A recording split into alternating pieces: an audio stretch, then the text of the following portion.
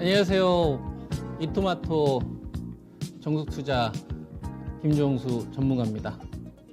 일주일 동안 잘 지내셨나요? 이제 8월 달이 시작되고 이제 주도주의 향방들이 좀 결정되고 있는 좀 기로에 있는 것 같아요. 지난주에 이 명인들의 이 복귀를 통해서 여러분들에게 말씀 좀 드렸던 주식들이 움직임이 좀 괜찮게 나왔던 것 같습니다. 이번 주에. 크게 이제 세 가지 축을 여러분들에게 잡아드리고 있는데요. 이제 IT 반도체, 그리고 이제 바이오 제약, 그리고 이제 자동차. 여기서 자동차는 이제 미래차를 이야기를 합니다. 그죠? 전기차, 뭐 수소차, 배터리, 자율주행. 그래서 그 개념을 좀 제가 설명을 좀 드렸던 것 같아요. 그리고 이걸 이제 저는 빅3로 대체가 불가능한 산업이 돼버렸다. 5월 21일부로 한미 정상회담 이후에 이 세 가지가 이제 우리나라 시장을 좀 대체 불가능한 산업이 좀 되지 않았나. 그래서 여기서 우리가 투자를 하고 매매하는 전략을 가져가는 게 저는 굉장히 중요한 포인트라고 보거든요. 그리고 종목들도 많이 소개를 해드렸던 것 같습니다. 뭐 덕산 네오룩스 같은 경우는 이때 집중적으로 추천을 좀 나갔었죠. 이녹스 첨단 소재하고. 그리고 바이오 제약 같은 경우도 CMO 관련된 업체들, 뭐 삼성 바이오로직스는 제가 작년도부터 계속 가져가고 있다는 말씀을 좀 드리고 있고, SK 바이오사이언스나 이제 녹십자 이런 것도 매도하지 말고 계속 가져가야 된다. 그리고 한미 사이언스, 한미 약품, 그리고 이제 에스팜, 올렉스, 삼형홀딩스, 그다음에 이제 나이백, 아이진, 이연제약부터 시작을 해서 mRNA 플랫폼 가지고 있는 업체, 그리고 여기에 ADC 플랫폼을 가지고 있는 업체 두 종목을 이야기해드렸죠. 레오캠 바이오하고 알테오젠. 알테오젠 아마 이번 주에 좀 급등 흐름이 나왔을 겁니다. 바이오 제약에서 압도적으로 강합니다. 다른 그 어떤 섹터에 비해서. CM하고 그다음에 mRNA 가지고 있는 플랫폼 업체.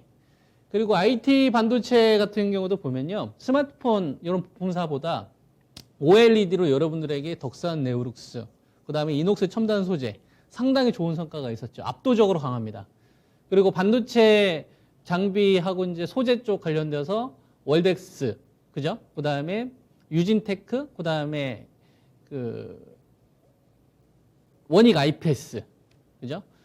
이런 쪽을 여러분들에게 이제 기준가를 잡아드렸었고, 그다음에 이제 삼성전자와 하이닉스 같은 경우도 기준가를 잡아드렸죠. 이제 중요한 게 이 세 가지 키워드를 가지고 있는 주식들 가운데서 뭔가 꿈틀대고 있는 것 같은데, 이 꿈틀대고 있는 이러한 시장에 내가 동참할 거냐, 아니면 이제 망설일 거냐, 어떤 결정을 해야 되잖아요. 왜냐하면 시장의 흐름이라는 것은 이제 수시로 좀 바뀌게 되는 거니까. 이랬었을 때 내가 어떻게 포지션을 지금 구간에 이제 맞춰서 가야 되느냐, 요걸 우리가 한번 좀 고민해 볼 필요가 저는 있다고 봅니다. 아시겠죠? 요것부터 제가 말씀을 좀 드릴게요. 지금 지수 기준으로 좀 설명을 드리려고 하는데,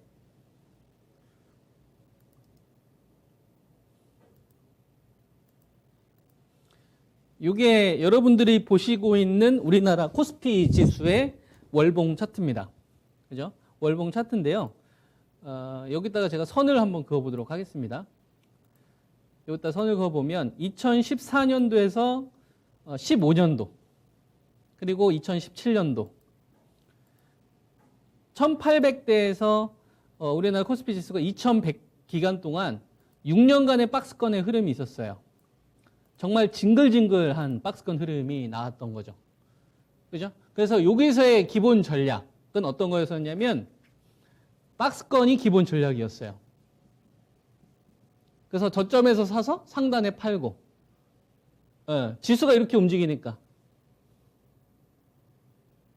그죠? 그리고 반도체 같은 경우도 우리 삼성전자의 흐름을 한번 살펴보게 되면 삼성전자도 치킨 게임이 막 진행되고 나서 낸드에서는 돈을 못 벌고 디램에서 돈을 벌던 시기였기 때문에 이 반도체 빅사이클이 터지는 이 기간 동안에 우리나라 코스피 지수와 같이 거의 묵혀져 있는 흐름이 나왔었다 이겁니다. 갇혀져 있었던 거죠. 그러면 우리가 한번 되돌아가 보는 겁니다. 지금 우리가 머릿속에 무슨 생각을 가져가야 되는지. 우리 코스피 지수가 1월 달부터 지금 한 8월 달까지 7개월, 8개월이 오는 기간 동안에 3,200에서 3,300에 갇혔잖아요. 그럼 이런 흐름이 1년도 더 갈 수 있다는 생각도 우리 한번 해봐야 되는 겁니다. 1년이 더 갈 수도 있는 거고 2년이 더 갈 수도 있는 거고 6개월이 갈 수도 있는 거고 이건 모르는 거예요. 근데 박스권의 흐름이 계속 진행이 되게 되면 사람이라는 건 어떻게 생각을 하게 되냐면 그냥 저점에서 매수하고 고점에서 매도하면 되겠구나. 답답해지고요. 게을러지고 시장의 중요한 포인트가 나와도 그런가 보다 하고 머물거립니다. 결단을 못 내려요. 방심하게 만든다 이거예요. 그래서 정작 자기한테 중요한 키워드를 딱 던져줬는데도 불구하고 어차피 막 이렇게 돼버린다 이거죠. 근데 이럴 때 정말 현명한 사람들은 움직입니다. 그 포인트가 뭐냐, 키워드가 뭐냐.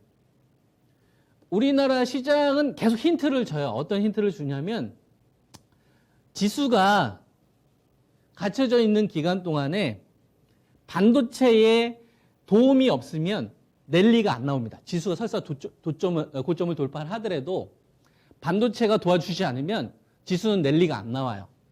구조적인 변화가 나와야만 우리나라는 랠리가 나옵니다. 삼성전자, 하이닉스의 등치가 압도적으로 크기 때문에. 이해되죠? 나머지 섹터 가지고 계속 순환매가 도는 거예요.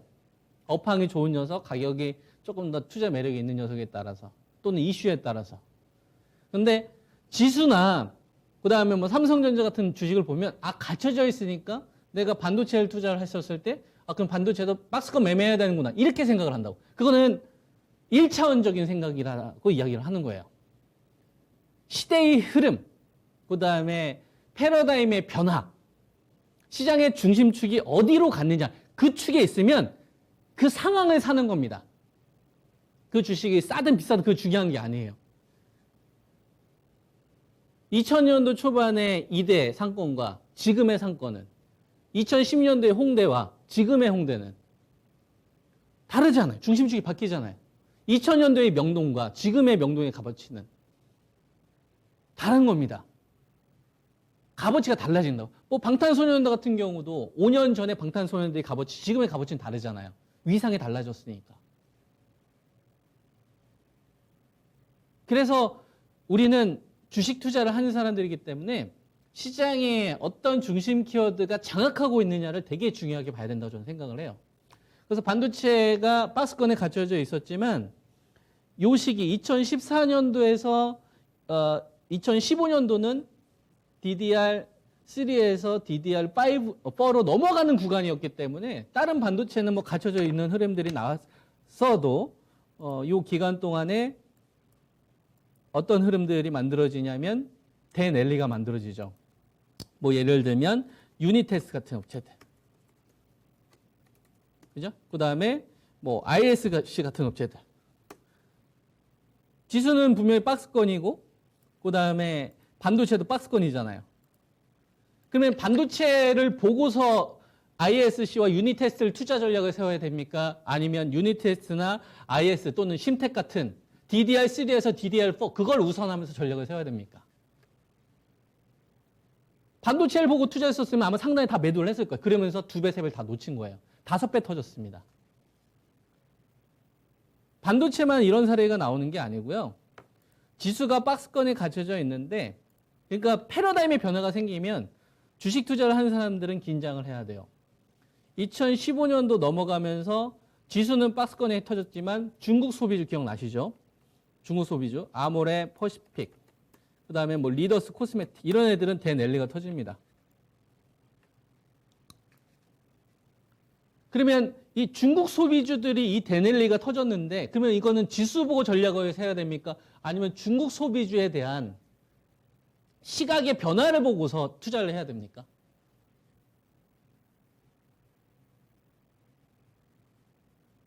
시대의 변화를 보고 투자해야 되지 않을까요? 그리고 숫자로 시키게 되면 그건 테마가 아니라 산업으로 바뀌는 거잖아요. 아까 DDR3에서 DDR4로 바뀌었던 시기, 그리고 중국 소비주와 관련된 주식들도 마찬가지. 그리고 중국 소비주가 이 랠리가 나온 다음에 이걸로 끝나지 않아요. 바이오 제약도 마찬가지예요. 바이오 제약 같은 경우 한미약품, 인트론 바이오, 그 다음에 한올 바이오파마. 이걸 제가 여러분들한테 이렇게 소개를 많이 해드리면서 강조해드린 이유는 실제로 제가 투자를 했기 때문에 그래요. 이 방송 뭐 계속 보신 분들은 아시잖아요. 한미약품 이 랠리 터지고 나서 한올 바이오파마하고 인트론 바이오파마, 뭐 그다음에 JW 중해제약, 그걸로 제가 바이오 제약 전문가로 맨 처음에 인지를 쌓았습니다. 그리고 나서 IT 반도체 2년 동안 사이클을 했던 거고요. 그래서 우리가 투자를 할 때 얼마나 이 중요한지를 전 알아요. 그러니까 이런 구간이 갖춰져 있으면 답답해지거든요. 답답해지게 되면 사람은 방심하게 되고 공부를 게을리하게 돼요. 그리고 전문가도 그냥 폄하시키고 이슈 쫓아다니게 됩니다. 근데 저는 뭘 이야기해요? mRNA 키워드를 작년부터 계속 이야기하고 CMO와 관련된 키워드를 계속 얘기하잖아요. 그리고 IT 반도체하고 자동차를 가지고서 실적은 확실하니까 차라리 얘네들 가지고 매매해라. 전략을 동일하게 가져가지 않습니까? 5G에 대해서도 지금은 힘들지만 하반기 매도를 높게 할 수 있는 거니 그때 가서 결정을 해라. 이 관점이 전 동일하단 말이에요. 5G 관련된 부분들도 랠리가 나왔던 시기가 있었죠. 지수가 하락했던 시기. 마찬가지입니다. 시대를 장악한 키워드가 등장을 해야 됩니다. 지수가 박스권에 갇혔던 이 기간 동안에 다른 바이오는 하나도 안 갔어요. 퍼스트 인 클래스, 신물질 관련된 업체, 바이오 베타, 랩스커버리 관련된 기술을 가지고 있는 업체만 갔습니다. 표적 항암제를 연구하는 업체들만 갔다고. 화학 항암제에서 표적 항암제로 넘어가던 시기에 그 트렌드의 중심에 있었던 주식들만 갔다 이거예요. 다른 바이오는 안 갔어요. 유한장이나 뭐 동안 이런 거 안 갔습니다. 그 전에는 바이오 제약은 어떻게 인식을 했냐면 그냥 내수주로 생각했다고. 이때 처음으로 수출주에 대한 인식이 바뀝니다. 그리고 나서 표적 항암제가 가지고 있는 문제가 발생이 되면서 암이 재발되는 경우가 나오죠. 표적 항암제를 암세포 골라서 죽였는데 그 암세포가 위장을 하는 거예요. 그래서 그 다음에 나온 게 뭡니까? 병행 임상 투여. 그래서 한미약품이 이 시세를 누가 가져갑니까? 신라젠 같은 이런 주식이 바톤 터치를 하면서 가져가잖아요. 그래서 이중항체 관련된 주식, 면역항암 파이프라인을 가지고 있는 업체 쪽으로 트렌드가 바뀐다. 다른 주식은 안 갑니다.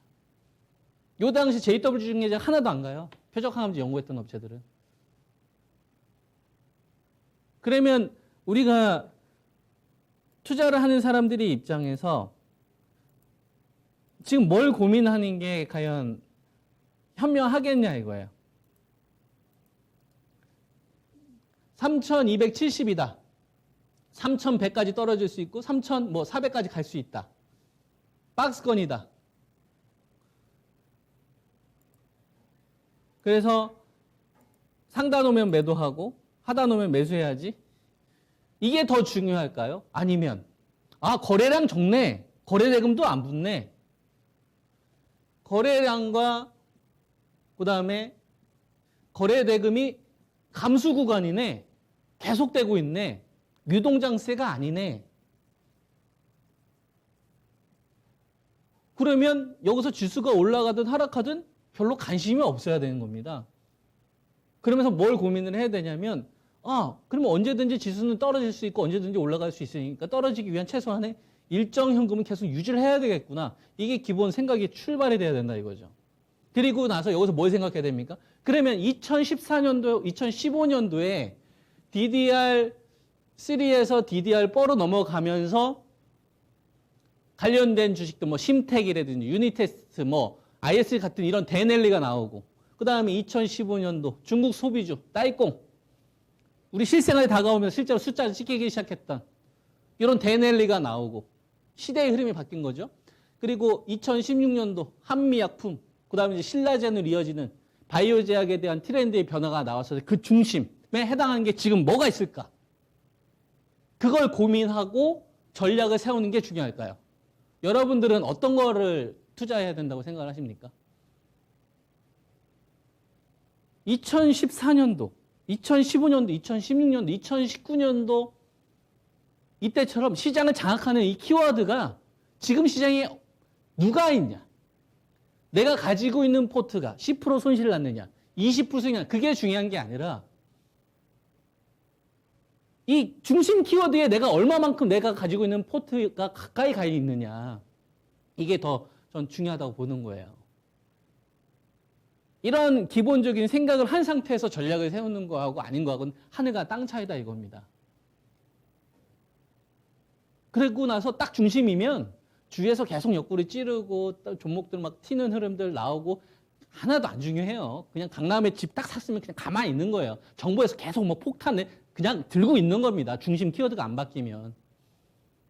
겁주고 막 세금 폭탄, 됐고 그냥 들고 있는 거예요. 중심 키워드에 내가 시장의 중심 키워드에 가지고 있다고 생각을 하면 자신이 없으면 두 개로 쪼개든지. 투자는 돈의 개념. 그러니까 돈을 쏘는 어떤 주체들의 성격은 투자 주체는 바뀌지만 기본적으로 돈이 움직이는 기본 개념은 전 이렇다고 봅니다. 메인 먼저 만들고 퍼지는 형식이지 저 밑에서 이렇게 올라오는 구조는 아니에요. 주식도 마찬가지입니다. 그러한 관점에서 주식들에 대한 전략을 세우는 게 득이다. 그러면 우리나라에서 반도체를 얘기를 할 때 삼성전자나 하이닉스를 빼놓고서 얘기를 할 수 있냐 이거지. 내가 반도체를 투자를 전략을 세우려고 합니다. 그러면 삼성전자나 하이닉스의 업황이나 주요 포인트를 모르고서 내가 원익 아이패스나 테스나 유진테크나 주성 엔지니어링이나 KC텍이나 솔브레인이나 이런 주식의 전략을 세운다는 게 말이나 되냐 이거야. 하나 머티리얼즈나 TCK나 똑같은 SIC를 납품을 하지만 주력 납품처가 도쿄 일렉트로닉이 램 리서치는 지금 두 기업의 차이가 다른데 어디는 지금 특허 분쟁으로 난리 났잖아요. 어디는 순항하고. 바이오제약 하면 삼성 바이오로직스나 셀트론이나 SK 바이오사이언스 얘네들 시총 1, 2위, 3위인데 얘네들을 빼고서 바이오제약에 대한 전략을 세우는 게 말이나 되냐고. mRNA가 지금 시장이 핫하다고 한다면 제일 중요한 게 뭡니까? 새로운 백신이잖아요. 그럼 제일 중요한 게 뭐예요? 상용화에 성공했잖아요. 제일 급한 게 뭡니까? 국산화잖아요. 국산화 될 수 있어요? 지금 힘들어요. 그럼 뭐가 제일 중요합니까? 기술 확보죠. 새로운 거는 데이터가 부족하니까 특허 가지고 있는 업체를 받아야겠지. 특허가 곧 기술력이잖아. 내가 인정하는 거 아니? 해외에서 인정해주는 기술력. RNA 염류 선형 변형 기술. 올릭스 여러분한테 이야기했죠. 자회사 MQX. 에스트팜. mRNA 관련되어서 제일 먼저 나오는 종목입니다. LNP. 이걸 가지고서 리포솜 이 LNP와 관련된 단점을 해결하기 위해서 지금 연구하고 있는 게 삼양홀딩스나 아이진, 그래서 랠리가 나온 거잖아요.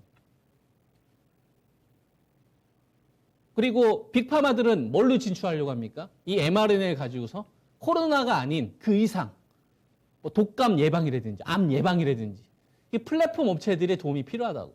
알테오제나 레오키엠바이오. 이게 더 중요한 키워드가 아니겠네. 그때 나는 어떻게 분할 매수할 거냐.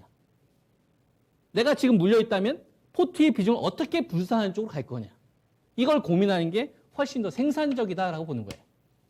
그러니까 전문가들 방송에 나와서 이야기하는 거 하나하나 체크하면서 이게 아니라 진짜 여러분들이 가지고 있는 포트를 점프를 하려면 이거에 대한 치밀한 고민부터 시작한 상태에서 결정을 하는 게 전 맞다라고 보는 거죠.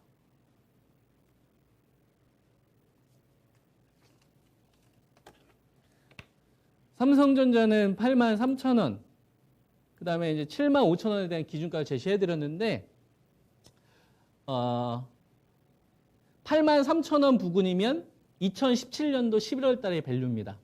근데 75,000원 제가 제시했던 자리가 안 왔고, 그 다음에 다시 83,000원에 대한 도전이 나왔는데요. 지금까지는 좀 기다리자는 의견 많이 들었었잖아요. 밸류 매력이 없다. 지난주부로 상황이 바뀌었습니다. 고객사의 상황이 바뀌었어요. 그래서 삼성전자는 매수 의견으로 정정합니다.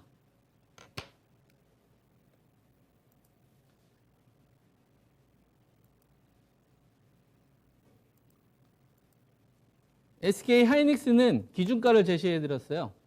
12만 원, 그리고 10만 7천 원.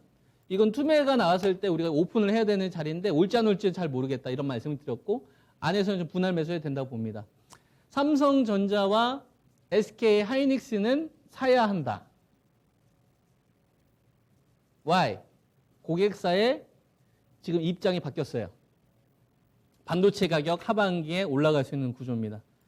아시겠죠?